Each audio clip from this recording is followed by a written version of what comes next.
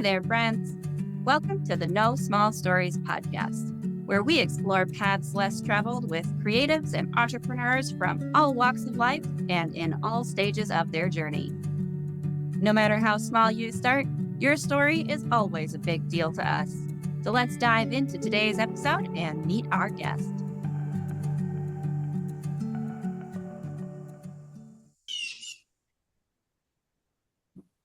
Well, thank you everyone for joining us for another episode of the No Small Stories podcast. I'm here with my brother Jonny, your host Haleigh, and we have D. Grant Smith here with us today. Hello, thank you for joining us. Hey, it's a pleasure to be here. I'm honored. Excellent. So you are host of the show, The Hero Story Garden. You're a writer. You've done like over 50 mini novels. We were chatting about that a little bit. You're a drummer, you're a musician, you do a lot of creative things, but you also do, would you say, creative growth strategist? Like you have a fascinating sort of life story marketing thing that you do for people. Tell us more about this. Well, it is kind of a lot now that you're. I know you wear many hats. It's hard to kind of pin you down a little bit, but that's all right. I'm that way too. So, like, hey, friend, how's it going? Hey, yeah. So I think, really, isn't this the life and journey of an average creative person? Like you try to put us in one little box, and we're like, I don't really fit into that box very well. But so many people are like, well, what is it that you do? Like, how do you describe yourself? I'm like, well, what part of me do you want me to tell you about? So. The As a writer and as a creative, as a storyteller, there's a whole side of my life that is like I feel like I'm channeling these messages from the universe and putting it into story form and then presenting it to the world to help people illumine the way that they see themselves and the way that they see their role and the way that they see life and the way that they understand what it means to be alive, what it means to be connected to God, and all these things that are very obvious to us, but also very mysterious to us at the same time. So that's a part of what I do. And then another part of what I do is help people understand that we're all writers. We're all living embodiments of the stories that we've been telling ourselves our whole life and the stories that have been told to us our whole lives. And whether we're consciously aware of that or not, like that's what we're living out. And so there's a part of what I do, part of my mission in life is to help people live out and become the version of love that their soul came here to embody. That's one of the big things I really believe. So I believe all of us are love at our We core. appreciate you for that because I do love that energy. Like we are all here to have fun and enjoy. And there's this narrative that we've all been taught that you have to stick in this little box where you earn money forever for a certain amount of time anyway, and then you retire and have a little bit of fun time and then you die. Right. And it's like, what a terrible story. There's no fun to that story. Well, if Cindy was a statement, just have fun, just be a free spirit. Yeah, for sure. Just follow what you like. But sorry, go ahead, continue, because I do love, that energy that you come from when you're trying to help people get their story into the world. Yeah, so we're all kind of rainbow sherbets of love, Rainbow sherbet. I like it. So and you can fill in whatever other metaphor you want to, soda suicide or whatever. But like, I've got different variations of patience and kindness and gentleness and trust and strength and confidence, and like I've got different levels of that, and it exudes itself in different ways, and everybody does. So but what I used to live a life of a lot of fear and a lot of insecurity and a lot of like hiding myself and holding myself back because of all kinds of different things. And so it's like, do I want to live that story out, or do I want to live out something that's way more empowering and life-giving and fruitful? And so every day is every day, and throughout the day is a series of choices of like, which story am I going to be living out? And so that's a part of what I do in my own life, and that's part of what I help other people do. And then another thing is I help people be able to, communication is one of my highest values. And so is truth telling. And so I help people be able to tell the truth about who they are and present themselves in their business and in their world in the ways that actually builds connections with the heart and souls of the people that they are here to serve. So that's a big part of the business stuff that I do, because a lot of people don't know how to articulate what it is that they do very well. They don't have a lot of clarity around that. They like, again, they're trying to fit themselves into these boxes that other people have given them. And when you don't fit into those boxes, it's really hard to describe how it is that you're making an impact in the world. And I help people be able to have kind of a Superman X-ray vision into their own life and be able to articulate that really well. I love that. I might need your assistance with that because I've writing a bio for myself even is just like, well, I don't know. Where do you want me to start? Like you've said, there's so many different parts of my personality and pieces of me. Like, which one do you want to talk to? You know? Yeah. Well, we talked a little bit about music, and we noticed that you ran a nationally syndicated radio show called the Appetizer Radio Show. Can you tell us what you did there and kind of what that show was about? Yeah, so man, that was it's interesting. That show keeps coming up in conversations over the last several months. Well, so like John and I have talked about how we would really love to do something like that, like promote, indie bands or like people who are just like real, people that are not necessarily getting an opportunity to get their music on like commercial radio or whatever, right? Like giving people a space to share. And like, so we thought that was really cool that you did that. And so just want to hear more about it. Well, I appreciate your interest in that. So back when I was in high school, I got the opportunity to work at a college radio station, and that gave me a boost in my confidence. And it also set me on a path to where I had experience coming in as a freshman, a freshman in college, that the students and the staff at the radio station that I had just gotten hired at didn't have. So I was already a leg up. But after, I guess I'd been there, it was a public radio station. I didn't know anything about public radio. I learned about how to pronounce classical composers' names that I thought were like easy, but like, when you're having to read them out, it's a little different. It says Wagner, but it's actually Wagner. So, I mean, that's one example, but like all kinds of stuff. But I've always listened to a lot of underground music. So back in the day, like I was listening to a lot of underground punk rock and underground alt rock and stuff. And when I had my show in high school, like I got to play we were on CDs at the time, so I get to play 2 CDs of my choice every hour. And I would bring in like these kind of obscure bands that nobody'd heard of, and I'd play the music from my friends' bands because they weren't getting radio airplay.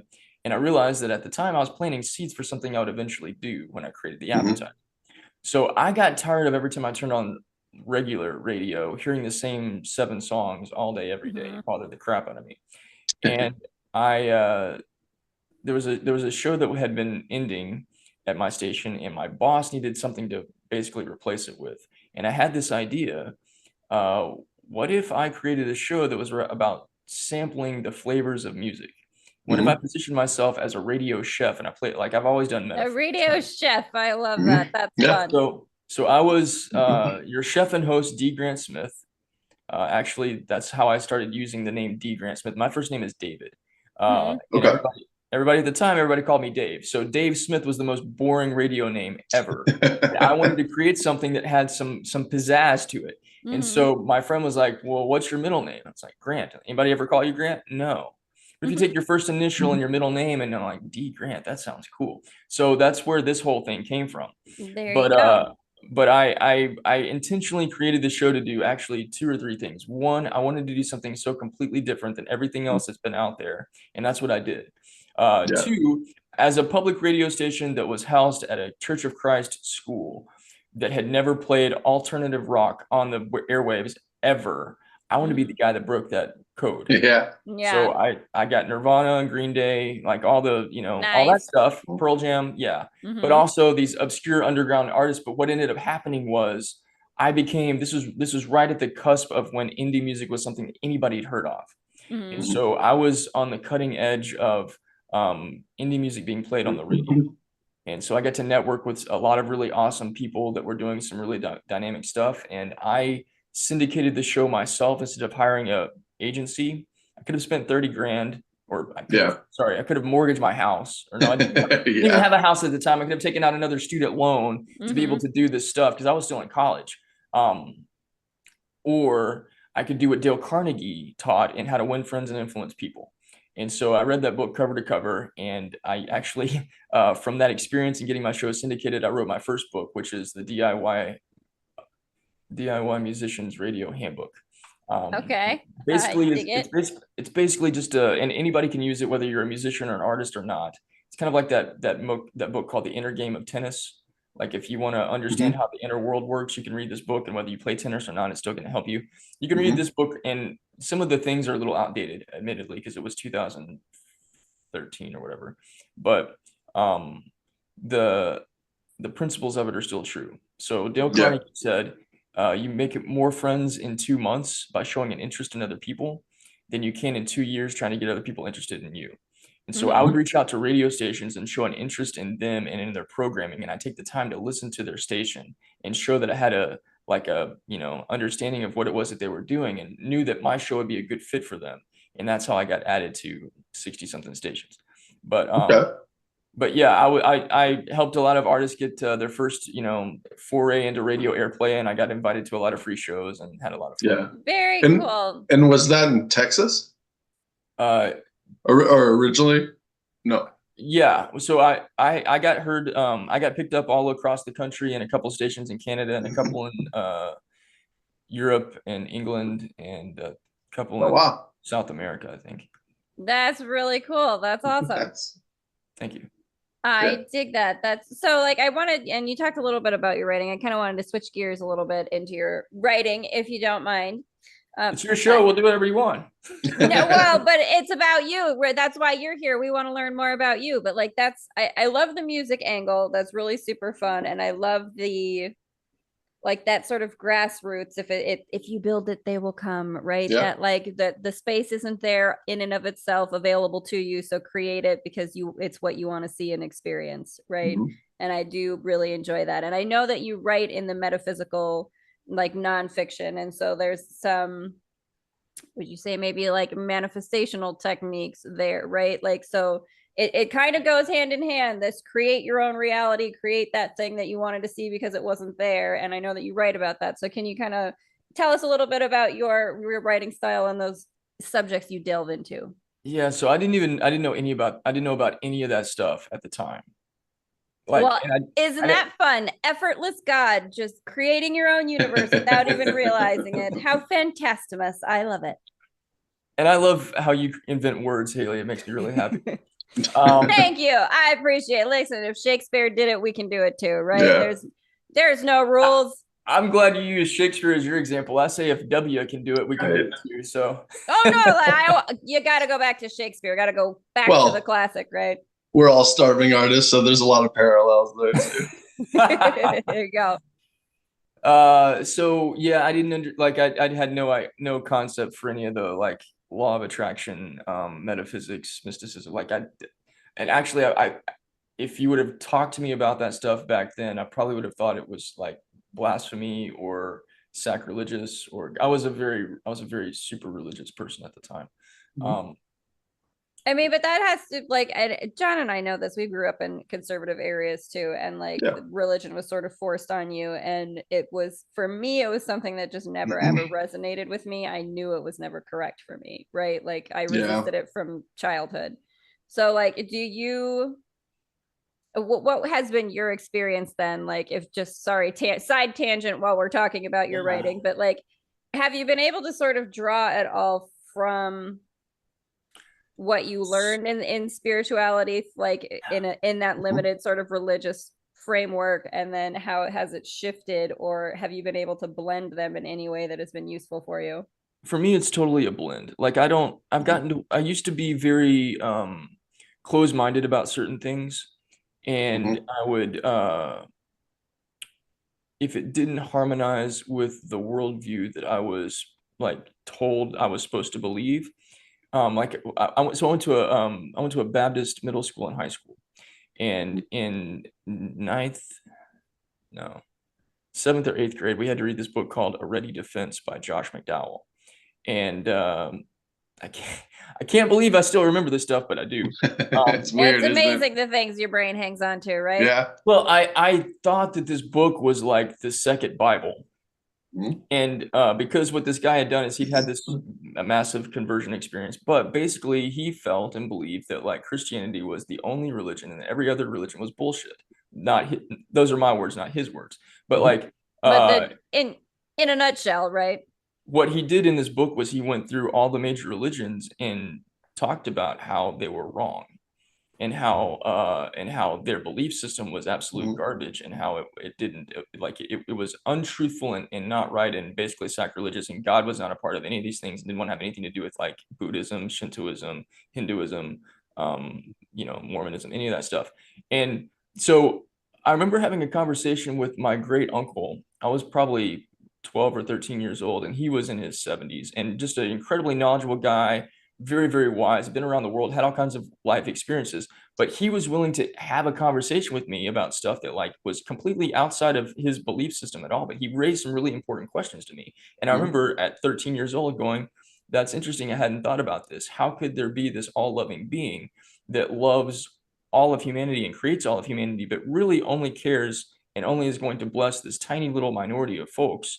And if you don't agree with what they say, everybody's going to hell. Like I can't. That's the whole thing that I could never ever get behind when it came to anything religious. Like if there can't be an unconditionally loving creator who sets rules for me. Rules are conditions. Like an unconditionally loving creator would have absolutely no purpose for setting rules, because in the eyes of an unconditionally loving creator, you can do no wrong. So like it doesn't fit together. It doesn't make sense. And I remember having a conversation when I was in middle school with a friend of mine, and like talking to her about like, it's interesting you say that this book where it says every other religion is wrong. I remember having the perspective and the thought that I was trying to explain to a friend, like, no, they're all just talking about the same thing in a different way. They're all saying the same stuff. They have different cultural references, but they're all talking about this. It's all the same thing that they're talking about. Yeah. So at some point in time, like I've been around the all of the different denominations of Christianity. I've done Baptist, Church of Christ, Presbyterian most recently. The extremes of what is it called? It's non-denominational technically, but it's charismatic and like Holy Spirit stuff. Like and like I had some really awesome, amazing experiences with people, and I have experienced God in a lot of different ways. And then I've experienced like burnout church stuff, and churches totally imploding, and things going to hell in a different kind of way. And stepped into places where I've had conversations with people that practice Taoism, and we have so much stuff in common, and like there's so much like just peace in that belief system and non-judgment, and same thing with all kinds of different people from different belief systems, and realizing that like, okay, at the heart of everything is love. And I believe that God is almighty love and exists inside all of us and inside of all things. And just like you said, Haleigh, like there's no judgment and there's no condemnation against anyone or anything. As soon as that comes in, we're actually moving away from the love that we are. I heard Wayne Dyer say that there's only love, and we're either moving in the direction of it or we're moving away from it. And we can say that we can call that evil, we can call it all kinds of different things, but it's still, we're either moving towards what we are and who we are at our essence, which is God, or we're moving away from it. And so the more that I embrace that, it opens up all these doors for being able to have all kinds of conversations with amazing people without having to have restrictions put on it. And again, me not trying to put anybody inside of any other box, because that's unfair to them and that's unfair to me. I don't get to really experience the fullness of who they are if I'm trying to make them conform to some sort of particular belief system. But instead, if I can just be open-hearted and open-minded and see them for who they are, and practice a Mother Teresa approach. Mother Teresa said, every day I get to experience Jesus and all of his distressing disguises. We're all still connected. We're all still from the same stuff, right? And call it what you want, call it God, call it source, the universe. It's all the same. Again, by whatever religious categories you put it, it's all the same thing. We all come from the same stuff. So, and I'm sorry, I know veered off into a tangent with that, but that's fine. When it comes to your writing, then and you did send me that audiobook I listened to, so like I have a little bit of a flavor of it, but obviously you have quite a lot that you've written. So how are you incorporating sort of these things into your stories, or what is like what's the fun in it for you? Because part of me, like, I enjoy that in my writing, like introducing these concepts in a way that is packaged as entertainment, Mm, right? Right, because it's more palatable for people, it's more approachable, people can like yeah. absorb that information in a different way when it's told through a story, Hmm. right? So a little bit of your take on that and a little bit more on your writing and how you kind of bring that through in your writing. Well, I see the work that I do as I'm big on alliteration, so forgive me if that, Oh, I love alliteration. All day, every day. Please and thank you. Okay, so you said entertainment, yes, enlightenment, education, and inspiration. And so No, when you we changed it to inspiration in the Tongerverse so that you could have all the E's going. Remember? yeah, yeah. Okay. And encouragement. Oh, so there we go. We've got the You E's. got the 5 E's. There you go. So because I feel that like it's in, we were talking about spirituality and religion, but I'll quote Jesus, like, if you have the eyes to see and the ears to hear, the message is going to resonate with you in a different level than it's going to be just some sort of surface level thing that you hear and go, okay, that's cool. And so for what it is that I'm doing, if you have the eyes to see and the ears to hear, yes, it's entertaining and it's hitting that fun bone in you, or it's sparking this curiosity in you, cool. But if it's also you're allowing yourself to feel encouraged and see yourself as one of the characters inside of the story, if not the main character, or if not all of the characters, because actually everyone is you pushed out. So like all the different things that are going on around you is like a different iteration of something that's inside of you, like that's reflecting back. So that's coming out in the storytelling.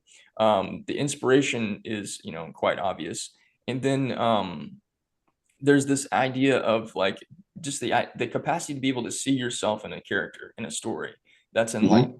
And so now you have eyes to see yourself in a different capacity. But when it comes to the fiction writing, and a lot of the work I do is fiction writing, I get these ideas that I feel like I'm channeling them from the divine. And so it's like I'm just a conduit and a vessel for this message and this story to come to me. And really and truly, man, like I wrote a novel in 3.5 weeks about 2 years ago that I'm turning into a series, but like it came to me as uh it Sorry. came to me as a movie scene that played in my mind when I went for a walk. And I got home and I was like, that was too cool. I've got to write this down. And I thought it was just going to be a short story because I've written a ton of short stories. But then I was like, no, there's more to the story that hasn't been told yet. And over the course of, again, 3.5 weeks, like I would, it was like a conversation I was having with God in like an internal movie dynamic where I'm like, what's the next thing that's going to happen here? Where's the story going to go? And so a lot of my writing is that sort of channeling experience where I don't know where the story is going to go. I don't know what the characters are going to do. Yeah. I'm going to be teaching. One of my best friends has an art gallery, and she loves my storytelling, and she has been encouraging me, and some other people have been encouraging me to like teach people how to tell stories. And so I'm going to be teaching how to tell stories, but my way of teaching people how to tell stories is very different than, say, Stephen King, who has this like, very structured, regimented, like you have to know all these different things and ask yourself all these questions and have everything mapped out. But I have like a Christopher Columbus sort of perspective on this. Like, I know that there's a new world out there. If you'll just jump on the ship, let's go there and see what the experience is like. I don't know exactly what's going to happen. I don't know all the different adventures we're going to go on. And I don't even know when or where we're going to experience this thing, but we're going to experience it. Can you come along for the ride? That's my way of telling stories, asking questions, being open to possibilities. And from a writing standpoint, whether I'm writing nonfiction and, helping people understand these aspects of themselves and spirituality and whatnot, or the fictional side of things, either way, it's still an adventure. I really love that because like I have a lot similar situations for me when it comes to creativity, like movies that play in my head and things like that. And the characters reveal themselves to you a lot of times, right? Like I've had Bernie, Lake House Bernie, who's like showed up in a really big way recently, and I'm like, oh, I didn't know these things about you. Like this is interesting. And like now just recently, like I've been, kind of trying to get connected in my creative sort of capacities a little bit more than normal lately. And there's this British woman who started to talk to me, and I'm like, who's this now? Like, who's this new character? But it's really fun and really interesting when you start tapping into that energy and that creativity, and these stories just start coming to you, or these characters just come to you and kind of like reveal to you what the story is, what what their backstory is or who they are and their personality. And it's such a fun exploration. It's a fun adventure, which is maybe why, you know, you gravitate towards like the superheroes a little bit. I know John and I were gonna. Yeah, well, speaking of like superhero imagery, you use a lot in your business and your everyday life. So I had just a fun question for you. If you were a superhero, what would be your superpower and what would be your kryptonite? It's a great question. Well, first of all, I don't have one superpower. Okay. Can't just pick one. Well, so I harmonize myself with the Superman story, and I talk about it all the time. Okay. Because I don't have one superpower. He's got 7 that I can think of off the top of my head. So, like, what's Superman's superpower? You got to list off a bunch of things. You can't just say it's just one thing. So, for me, one of the big ones is I make you feel like $1 million when you hang out with me. Okay. What? Like you're going to have fun. You're going to feel super empowered. You're going to feel like you're, you know, a Superman version of yourself, or Supergirl, whatever. Like that's part of my energy. That's part of my ethos. I love it. I dig it. I'm one of those people that love bomb strangers when I'm out and about too. So I'm with you on that. That's a big one. I would say also, you know, incredible creativity. And something that it's a blessing, but it also can feel like not a curse, but something that's kind of like you know, you don't want to necessarily have to experience it, but like I'm an incredibly patient person. And I've learned that patience is not just waiting for something to happen. Patience actually involves a whole lot of peace and a whole lot of perseverance and a whole lot of perspective shifting and preparation. Like there's all kinds of, again, we go into the alliteration world quite extensively, but patience is something that has been grown in me and has benefited and produced a lot of really cool things. I'm a perpetually optimistic slash seeing I see the best in other people. So that's, you know, I think that's a superpower in being able to not only see the best in others, but be able to call it out of them and identify when you know, if you're having a conversation with somebody and you notice that they're, you know, some of the things that they're saying are like self-degrading in a very loving and gentle way, just be like reminding like, hey, like, I love you. And I want to remind you that like the way that you're just talking right now is not loving yourself. So, you know, all of these are superpowers in my perspective. Add some creativity and, you know, music and art and writing and all that stuff, fun stuff to it, and it just gets better. And so then what would be like, do you have any kryptonite then? Like what are the Yeah, I do. I mean, not that we want to do that focus on shadow work thing, because I'm certainly one of those people who has a lot of fatigue with the idea of let's look at the things that are wrong. But yeah, so I mean, I can just point to like things that trigger me. You know, fear, probably. Probably, and the biggest one going back to like my core wound is unworthiness. So that's something I'm continually healing in my life. And one of the things I've discovered in my own healing journey, like, and all of us are on our healing journey. So like, I used to think that there was going to be a place where I get to where I would have arrived, like a destination. Like, you know, now that I'm healed from this experience, I don't deal with this anymore. Actually, I wrote a book in 2019. My second published book is called Be Solid: How to Go Through Hell and Come Out Whole. And it's a story of how I learned how to love myself after going through divorce. But what I realized in that whole process was that my former wife was showing me how I felt about myself. And she, again, everyone as you pushed out, she was reflecting back to me the way that I felt about myself. And so that led to my spiritual awakening that, you know, going back to our discussion earlier about like, you know, religion and different things like that illumined for me. I had a deeper soul connection with God in that moment where I heard this gentle, sweet, still, small voice just tell me that I didn't know what love is. I didn't know how to love myself, and that was the actual cause of all of my pain. And it wasn't like I saw an angel and I didn't have like this big, you know, transcendental experience. It was like I was crying and just like feeling I was absolutely worthless. And then I met this gentle, kind essence inside of me, and it spoke to me with love. And it started me on this journey of learning what love is and practicing loving myself. But in that process, I thought that I was going to get to this sort of destination point where I wasn't going to ever have to deal with fear of abandonment, fear of rejection, like not being good enough, all that stuff. And that's not the case. Like so superpower, going back to that, and where the kind of kryptonite stuff comes in, being able to sit in the pocket of my absolute worst fears come to life and not run away. Okay. That's a superpower. Yeah. It is a superpower because that's something that I think it's certainly something I know that I'm working with energetically lately. Like, okay, that uncomfortable feeling that comes up that something is somehow out of place in your now, right? Like when you run away from it, it does, like, you can kind of ignore it sometimes, but it will get bigger. But when you sit with that energy, it sort of starts to like become elusive in some way, right? Like when you really sit with it, it starts to like not be able to explain itself.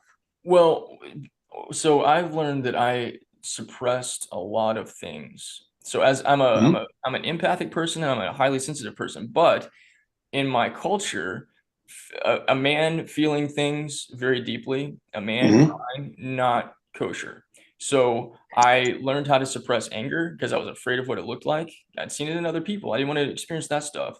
And I was afraid of rejection and afraid of, I had all this kinds of shame and guilt and all kinds of stuff. And so I suppressed that, and I suppressed it in my guts. So I think we could talk about chakras and all that kind of stuff here. So my, root in my sacral, tight. Yeah. All kinds of love flow and all kinds of energetic flow. But like what I've learned is I've got to sit with those suppressed energies and those suppressed emotions. And there's a lot of fear in there. And when it bubbles up and it feels incredibly uncomfortable and it's spinning all kinds of stories in my head, sitting there in the pocket of it and reminding myself, it's okay, I love you. It's okay, I love you. Yeah. Okay, I love you. And like, that is not for the faint of heart. And a lot of people don't want to go through that. And I didn't want to go through that process. I ran away from myself a zillion times. But like choosing to like, I'm going to choose to sit with myself, and whatever fear wants to communicate to me, fine. But I'm bigger than this, and I'm not running away. Like, so the kryptonite is actually the fear, but just because it's present doesn't mean that it overpowers. I think we actually, there's a version of Smallville or something I saw a clip of where Tom Welling is like, he's turned into a farmer. He's out in Kansas, and Lex Luthor jumps through this portal, and he's got kryptonite, and he like throws it at Clark, and Clark just grabs it and looks at it and goes, oh yeah, that stuff. Whatever. And like, and it doesn't have any effect on him anymore. And I'm like, that's the story. That's the real Superman story. I love that. And it's, it's not an easy thing for it's not an easy thing for anyone to do, like to sit and have to be the person who loves you when you feel like you're supposed to be getting it from your external world and you don't see it. Right. And so that sort of, well, Haleigh, like coming from a small town, we kind of experienced that. It's kind of just shove your feelings down low. And well, I was a very, like, shut up and color, keep your head down and work. Pretty much. I was a very different person when I lived in my hometown, just because I didn't see a way out. It was you just felt stuck, more or less. And so and that's kind of what we were taught when we were younger. It's just our generation wasn't a generation that showed emotion. Or our parents' generation. Well, right. And it's, so you don't have. Yeah. That's part of what it's kind of, that, I don't know, maybe it's a millennial thing or wherever we're at, but just part of sort of having to be those people that are like recognizing, okay, you guys didn't have the tools to help me figure this out. Now I have to figure this out myself if I'm going to be able to like move forward in my life in a meaningful sort of way. Right. Yeah. So, but I do appreciate your perspective on that, because again, I do think that's something that a lot of people are dealing with. Like, how do I sit with myself and still like myself regardless of the circumstances? Because that's how you get the circumstances to adjust themselves, right? Well, I've learned, and I'm so thankful to have had I have some incredibly beautiful friends and teachers that have walked with me through this process, and encouraged me to, like, I've had to do the work on my own. So like when you can work with life coaches and stuff, and they're part of their job is to help you see yourself more clearly and give you the tools to be able to like overcome things, but you still have to do the work. Like nobody's going to do it for you. So realizing that, okay, man, like you keep for me, I kept running into these same sort of patterns and dynamics with different people that don't know each other. So it's not that there's some sort of conspiracy against me. It's that they're reflecting something back to me that's inside of myself that I can't see. And I can, I practice Ho'oponopono. I don't know if you guys know what that is or not, but no, I'm not familiar. it's a Hawaiian prayer. It's 4 lines. I'm sorry, please forgive me, thank you, I love you. There's a great book called Zero Limits that illustrates how all this stuff works. But basically it's there's something being reflected back to me from other people's behaviors and patterns that I can't see. It's going on inside my unconsciousness, or it's in my genetics, DNA, energetic field, whatever. I can't see it, but it's something inside me.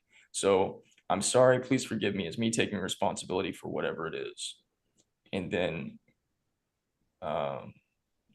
thank you, I love you is the cleaning and clearing of whatever that is, and there's a second little addition to this. It's like I clean whatever this is that's going on and I can't see, but I replace it with love, peace, joy, abundance, whatever. And so then that's the rewriting of the story energetically. But I've done a ton of Ho'oponopono, but there's still some things that were inside my energy centers, and still some like trap stuff that like I needed to directly address. And when that stuff came up, I could feel it in my body, because the body keeps the score and the body's holding on to those things. And so like I was trying to mentally change it all. And I think there's so much, this is in business and it's in life and it's in, metaphysics and all that stuff. There's so much that's like, well, you have to change your mindset and change your belief system. This is only part of the equation. Yep. Like the heart actually emits an energy frequency that's 5,000 times as powerful as that of the mind. So if we are focusing only on this, but we're not bringing our heart into the equation, not going to be Superman doing that shit. And but you're the body, missing out on a whole lot of energy and a whole lot of creativity that, But the body's actually holding on to the memories, and it's got the archive, not just of your life, but of the, your generations and your ancestry. Like all that stuff gets passed on through our DNA. And so like if our ancestors have, like, I'm guessing my ancestors had a ton of struggles with like scarcity and poverty consciousness, because that's something I've been running up against over and over and over again. I think that somewhere in my genealogy and in my DNA is a whole lot of abandonment, a whole lot of rejection, a whole lot of like really toxic relationships, because I've had numerous experiences where that's been something that's come up, and it's like, okay, well, I actually believe that we are kind of carrying things forward from the past, whether we want to or not. And some of us are given a responsibility that we might not be aware of at birth or whatever. But like at some point in time, it's like, okay, well, if you see these patterns in your family and you see them also in you, but you have the awareness to address it, what if you clear that out for yourself? That has a ripple effect that impacts your whole family line. And so I don't, I'm not a savior of anybody, but like I'm doing this for me. And I hope that the ripple effect of me clearing this out of my consciousness and clearing it out of my energy field and transmuting it into something that's more life-giving and more loving has a ripple effect, not only to my family, but to everybody in my vicinity that I have some sort of connection with. No, like it's all a ripple effect that starts from within. And that sometimes is the thing that is frustrating, because it is that you got to sit with that, whatever the uncomfortableness is. And you got to, if I can get myself right, then the rest of everything around me will right itself as well. Right. Like, and sometimes that, as much as it's such a simple thing to understand, it's the biggest hurdle that you have to get over. Right. Well, so I would feel these things inside my body, and it was very uncomfortable. But what I've learned is that it's just energy, because that's all we are. So so I was born with a disease called necroenterocolitis, which is a digestive system thing, and I was in the ICU for 3 weeks after I was born. So Haleigh and I are both Sagittariuses. High five. High five. I was preemie, so I was, special sauce hospital time too. Like, hey, what's up? Okay. Yeah. So we got I that. was so excited to incarnate into this human experience. I couldn't wait the full 9 months. Like, we're doing this. Right. Yeah. So I was in ICU for 3 weeks or so, and then when they let me out, like at 2 months or so in, like I think I was pooping blood or something like that. So they rushed me to the ER, and I had surgery, and they took out different sections of parts of my digestive tract. But the physical changes that made was like I've never been somebody that could like gain weight. So I've always been a super skinny guy. Still am super skinny. Like, and that's probably something this is something my sister deals with because she's got Crohn's, that like she gets a little bit of the like, oh, it must be so nice to be so thin without any effort and to not like, no, it's actually really uncomfortable for her. Like, doesn't sound that fun. No, it's actually not super great. Well, it led to a lot of insecurity and fear growing up, a lot of bullying, a lot of stuff like that. But, like, again, that self-concept. So, my heroes when I was growing up, one of them was Bruce Lee, who was a super skinny, scrawny dude, but like could kick the shit out of anybody. So, and, Sugar Ray Leonard, like, wasn't a heavyweight boxer, but same sort of thing. Anyhow, but what I realize now, like going back to the energy stuff, is that like it's in your digestive system, that area where your lower 3 chakras are, that are responsible for your connection to God's provision from like an external standpoint, like abundance and money and provision, all that stuff. It's also the housing place of your sense of purpose and fulfillment and confidence. It's also where you feel like the most inspiration in your connection to other people. So your relationships, that's your solar plexus. Your relationship with yourself is the sacral, and your relationship with God is the root. So it makes perfect sense as to why, like, all these things that I've suppressed inside emotionally and energetic wise, like why there was so much contraction and gripping. And also it seems to make sense as to maybe like the fact that I had these problems growing up as a baby. Like that was the origin. So like having this awareness now of these different things, like coming back into that place and bringing healing into those regions, those energetic centers in my body, it's beyond the biological stuff. It's the supernatural stuff. But sitting in the pocket of feeling this incredible amount of tension in these areas and knowing that, like, yes, I feel this stuff. I could go to the doctor and have like an MRI or something, and they could diagnose me with blah, blah, blah, blah, blah. But that's not actually dealing with what the actual problem is. The actual problem is something that is beyond the naked eye, or even something that medicine or science could possibly like diagnose. It's something that's in the spiritual plane. And in the spiritual plane, you have to deal with spiritual stuff. You can't deal with just like the human basic stuff. So sitting in the pocket. It's a little bit sort of, in our, I would say, mainstream culture, the thing that's sort of not being understood in terms of even just mental health and medical physical health, right? Like the correlation that there is, like, they're starting to understand it, but not quickly enough to jump into the energetic and the what would maybe be considered alternative medicine, or like ancient Chinese medicine, even, right? Even though there are there's evidence now. Like, I've seen videos of people who are doing like energetic work on someone with a tumor, and they have like the medical scanners and x-rays watching the tumor shrink as they do energetic work, right? And it's like, so you have these, it's like, we know that this energetic sort of flow state and correcting your physical body, again, adjusting your external world, is a possible thing. We have evidence of it. And yet it's still the like biggest hurdle for us to get over and like pull it, just shift not only a collective mindset, but like to really fully shift your internal singular mindset to that kind of space, right? Like falling into the doubt holes of and the fear, caves that you have, it still keeps happening, right? So it's a continuous process. So anybody that's studied anything that Dr. Joe Dispenza has done, he puts all of this stuff in such great context, and he's got the science, and he's got the data that shows that, like, science And the medical system had diagnosed these people with incurable cancer, but then they came into the retreat with us and we connected them with their body and their spirit and their soul. And now they are cancer free. And the scientific community can't explain it away with their mechanisms. It doesn't make any sense, and that's because it's not supposed to make sense to you. We're dealing with something that's completely different than like just, you know, the ideologies that we've based so much stuff on. Like when it's quantum physics. Like, you know, Right. I first learned about quantum physics from Wayne Dyer of all people, but he's like, you know, they broke down all the Max Planck and Niels Bohr. They broke down, like, you know, we think that the atom is the smallest component, but it's not. There's actually a smaller component than that. And then they broke that down, and there's a smaller component than that. And when they got down to trying to figure out, like, what is the root of everything? What is the actual thing that causes all things? It's nothing. It's energy.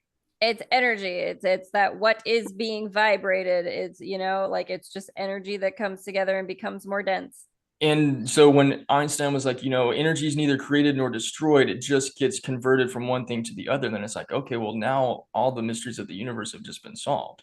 Because if everything is energy and we're trying to get to some sort of place where we're operating from peace, when we experience non-peace, it's not that we have to kill the non-peace energy. We just have to convert it into its opposite. And we have the capacity to do that if we'll allow ourselves to. And from what I'm learning, I haven't gotten this mastered at all. And I love that this has veered off into this energy conversation, by the way. It's fun. So I'm so really excited about it, because this is just various space that I've been in and playing with this energy stuff. But please continue. Yeah. I'm not an expert at anything. There are people that call me experts of relationships, because I've got a lot of experience doing that stuff, and you know, experts in storytelling. Like, you can call me that if you want to. I see myself as a student that's working to level up mastership. I was gonna say, we're all just explorers in this human ride, right? At the end of the day, like, there's no such, you might have a certain amount of knowledge in a certain particular field, but it's still framed through your point of reference of like this ego container that has all the different baggage that comes with it, right? So the idea of there being such a thing as an expert in this world is very sort of silly, isn't it? Yeah. So, but with that in mind, like, the more that I continue to explore this for myself and make, you know, just self-discoveries, and then sharing my own self-discoveries, my hope and my desire is that it helps other people be able to see their own self-discovery journey more clearly.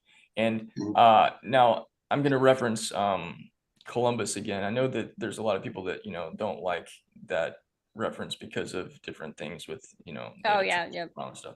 However, a great book I would highly recommend everybody read. That says it's a story that has like 4 or 5 different like layers, but it right here. I was like, my bookshelf behind me has my favorite books that I reference all the time. So this is The Traveler's Gift. It's by Andy Andrews. It's a fictional book that's based on it almost feels like it's based on something that the guy actually experienced, but probably not. But anyhow, the whole premise is there's a guy that's like, he's lost his job, he has no money, but he's got a family, and he's got these financial obligations and needs that he can't meet. And so he feels like the only thing he can do to like keep his family from going under is for him to run his car off of a bridge. He doesn't want to kill himself. He loves his family to pieces, but he's tired of like making them suffer financially. And so he runs off of a bridge, but he wakes up in a room in 1944 with President Truman. And Truman's about to go sign this accord to basically justify or put into approval for the bombing of Hiroshima.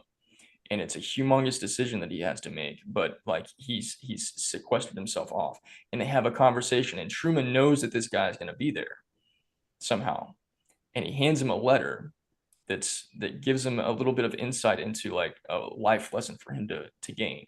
Well, he ends up meeting 7 other people on this journey before he comes back and wakes up in a hospital. But I'm not going to give away everybody needs to read this book. Yeah. No, this is fascinating to me. I'm like, one of the people that he meets is Christopher Columbus. And so he closes his eyes and he wakes up and he's on the Santa Maria. Mhm. And all of Columbus's men are about to mutiny because they've been sailing for however many months. They've found absolutely nothing. They got 3 ships and there's all this but like the conviction that he has that it's just right around the corner if they'll just, and like his burning passion, like he can see it in his eyes. He can see it in his mind. He can see it in his imagination. Like nobody can convince them. Nobody can convince him that there's not a new world yet to be discovered. He has such unwavering confidence. This is something I learned from one of my favorite teachers. His name Neville Goddard. And Neville says, Neville Goddard is my boy. Yep, I'm with you on that. He's one that I have as a go-to. That he's one of the few gurus that never upsets me. Like that doesn't turn into that voice in my head telling me that I'm vibrating incorrectly. Like Neville Goddard is always a very like calming influence for me when I bring him into the board meetings. Winner. So Neville's teaches that like his definition of faith is something that made all the sense in the world to me. Like, and I understand faith now from Neville's perspective. Faith is unwavering loyalty to the unseen reality within. But that's illustrated so perfectly in the way that Christopher Columbus is described in this story. His unwavering loyalty to the unseen reality of the new world within him. And that's what he communicates to the guy that, wakes up in this euphoric dream, so to speak, on his ship. And so he's able to understand what faith actually means. And so there's so much of my journey that I'm living and the stories that I'm telling myself and the stories that I feel like I'm, receiving from the divine and then communicating out to other people. So much about like my ability to, and one of my superpowers is helping people not only see themselves more clearly, but gain clarity on who they are as a person and the pathway forward. But all of this stuff comes into this whole thing that has to do with faith and the unseen stuff. And this thing that we have the opportunity to do as human beings and as people that are becoming more and more aware of ourselves is coming and just being present with ourselves, ignoring outside stuff. Like I know social media is really addictive, and I will admit that I can get addicted to that stuff too. And everything that involves a screen can be incredibly addictive. But I was gonna say I have that opposite problem where I know that because I podcast, I should be more chronically online. I just don't want to. Yeah. Like more power to you. You get your fill. Yeah, I do. I'm just like, whatever. I don't, I want to talk to people like this. This is interaction. This is the kind of interaction I want, the actual like genuine conversations that can lead you down these really awesome roads that maybe you didn't anticipate, but that have a lot of useful information, or maybe something awesome for others out there that you put it out into the world. You don't know who's going to resonate with your message or find the helpful thing that they needed today from you, right? And that's more where I like to live, in that sort of just let the flow of it happen the right way sort of space. Awesome. Yeah, I see it. Go ahead. So Sorry. I was gonna say, so time flies when you're having fun. So we have a rap question. So anyway, like Haleigh and I were from the Dakotas, so we like to ask, what is your Mount Rushmore of superheroes and your Mount Rushmore of supervillains? Oh yeah, I know Haleigh's been talking about villains. Let's hear it. Because you can't have a Superman without a Lex Luthor. Like Batman without the Joker is no fun at all. Like, come on. Yeah, like one of my favorite is Carl Pilkington's on Idiot Abroad. Bullshit Man. Oh Lord. You never heard about that? Well, no. His first superpower is that he can tell if somebody's saying bullshit, but he can also fly, because he's going to have to fly around the world because there's so much bullshit being said everywhere. And all he's going to do is open a door and go, bullshit. Bullshit. So, yeah, that's his superpower. I love that. That's, you know what? That's up my alley for a superpower. I'm just going to roll in and be like, nope, that's bullshit. And I'm out. So, favorite? Well, obviously Superman is on the Mount Rushmore of superheroes, right? Well, yeah, but Lex Luthor's not. I don't think he's a very convincing or like compelling villain. Like he's actually incredibly boring to me. Okay, fair enough. Actually, to be honest, DC has some really terrible villains. Like they're just so like mundane, ordinary, like just quote unquote bad guys for bad for no reason. I'm big into like Maleficent and Ursula the Sea Witch as like the sort of villain elements. Yeah. So you mentioned the show that I co-host with Heidi Mark, the Hero Story Garden. And I know we wanted to get more into that. So guess what? We're going to pull you back in for another podcast to talk more about that too. Winner. So what we do on that show is we break down superhero movies and tell the life lessons that are found inside of them. And so because I'm a big deep thinker, and so is Heidi. And I've actually I'm so proud of this for myself. I've turned her into a superhero nerd, and it makes me really happy. I love it. But we've primarily done a lot of stuff with the Marvel universe, and there's a lot of really interesting and compelling villains inside the Marvel universe, and because most of those guys could go either way. Like the heroes could be the villains could be the heroes. They just have they have different kind of character dynamics, except for the all around just pure goodness of Steve Rogers, I think keeps him from going in the opposite direction. But like Tony Stark could, if he didn't have an ounce of like some desire to like make the world a better place at like his core, that I think that's the thing that keeps him from going in that direction. But actually in a way, Lex Luthor is like the opposite of Tony Stark. So, I mean, look at them like from a character development dynamic, like, but in terms of the Mount Rushmore of villains, I don't know that there is one for me, but there is a villain that I see his real problem isn't his powers, it's his perspective. So, and Heidi and I are going to be exploring teamwork and the last two Avengers movies and Civil War, Captain America Civil War. Okay. But that's all culminating, leading up to them fighting Thanos. And for me, Thanos, what makes him a villain is not that he gains the Infinity Gauntlet and with the snap of a finger, ixnays half of existence. Actually, what made him evil was a lack in scarcity consciousness. Because all throughout, when he's explaining why he believed that what he was doing was fair and beneficial, and in his mind, if he ixnays half of existence, half of life, then everything will flourish. But that's because he says there's a limited amount for everybody. Right. There's limited resources. There's a scarce amount. So you've got too many mouths to feed. Let me ixnay half of the mouths to feed. Instead of going, oh, there's not enough supply. Like snapping double the resources. Let me snap my fingers, and there's 3 times as much as anybody needs. We live in abundance. So that same power that he has to take away, if he would have added multiplication to that, and if he would have had a consciousness of abundance, bam. Yeah. So then there is no war. But see, but again, this is why for me, what makes him a villain. Because if he had that consciousness, he wouldn't be a villain. He wouldn't be out killing. He wouldn't be going to these planets, killing half of their population and calling it mercy. And that's what he does in the films. But if he had a different consciousness, he would have been like, oh, if I really want life and I really want to benefit everything, then I snap my fingers. And not only do I bring abundant provision for everybody, but I intentionally, consciously take away the desire for anyone to harm anybody ever. Which also does away with the idea of heroes. So then the Marvel universe is right. I was gonna say, but then you have no story anymore, right? There's no movie franchise, and so you had to have that villain who had the mindset that was off kilter, or you wouldn't have had the entire movie franchise. You wouldn't have had Captain Marvel come out of nowhere and destroy the whole damn thing on her own. Yeah.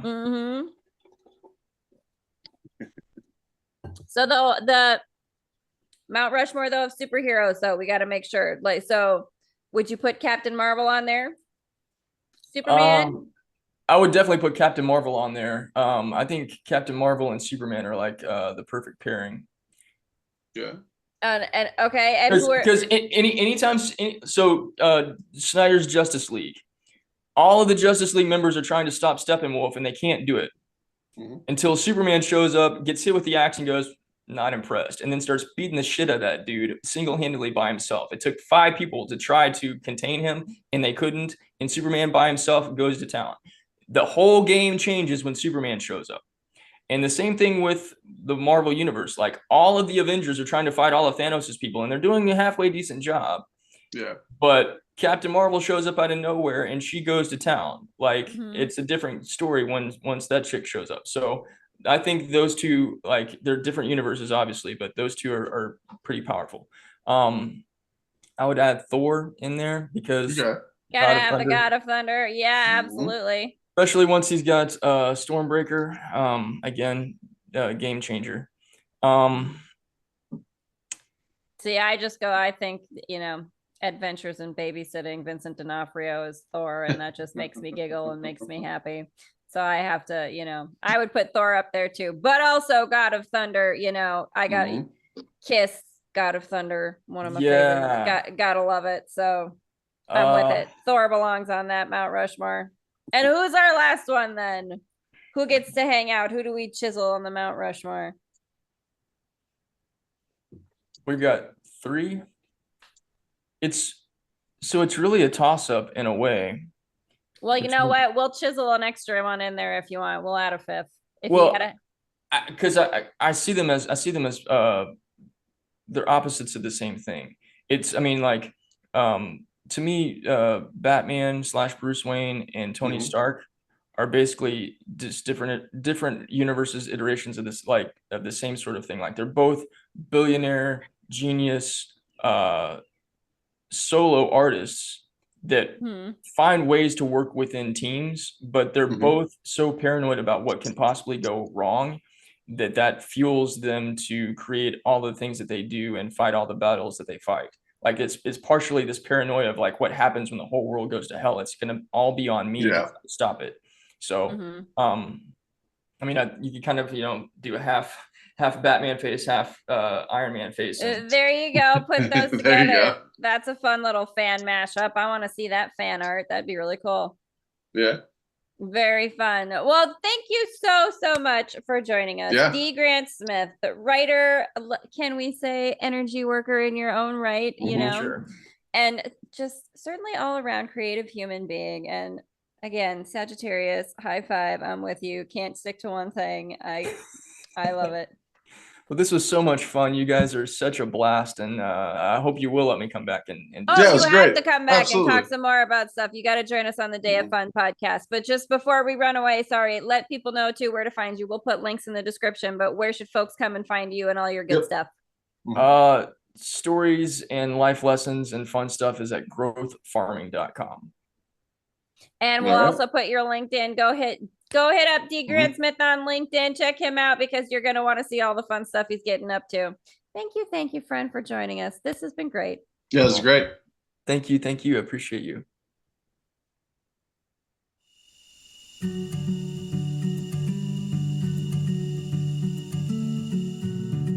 Hi again, friend. Thanks again for joining us for this episode of the No Small Stories podcast.